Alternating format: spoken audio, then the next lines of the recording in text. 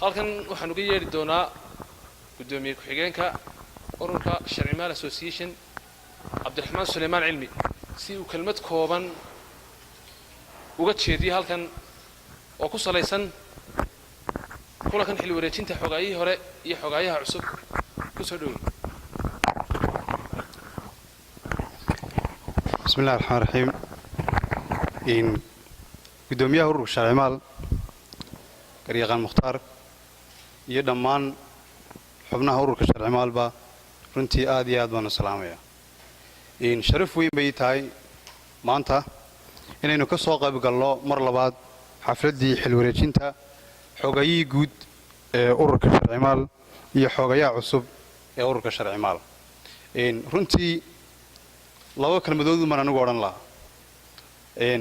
Xogaayihii horena xogayaha cusub waan soo dhaweynayaa waxaan Ilaahay subxaanahu wa ta'aala uga baryayaa in xilka ballaaran ee culus ay u garteen xubnaha ururka Sharcimaal inuu Ilaahay ku asturo.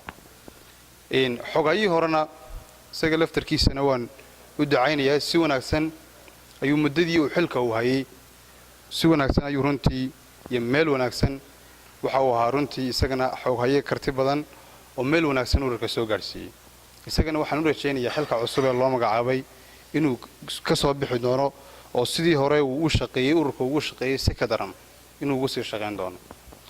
runtii ujeedada in ururka uu aasaasanay weyn ka wada dhageysanay baan u maleynan waxaan leenahay waa one goal waxaynu doonaynaa inteena garyaqaanada meesha iskugu yimi inaynu hadafkeennii aynu ka midho dhalino. runtii aad iyo aad baan ugu faraxsanahay mar labaad iyo mar saddexaad xubnaha ururka Sharcimaal ee ka soo qayb galay xafladan aadka u qiimaha badan leh waan u mahad celinayaa dhammaantood oo ugu horeeya gudoomiyuhu iyo dhammaan xubnaha ururka waan u mahad celinayaa waxaan leenahay ballanteenu waa inaan shaqeyno aynaan daalin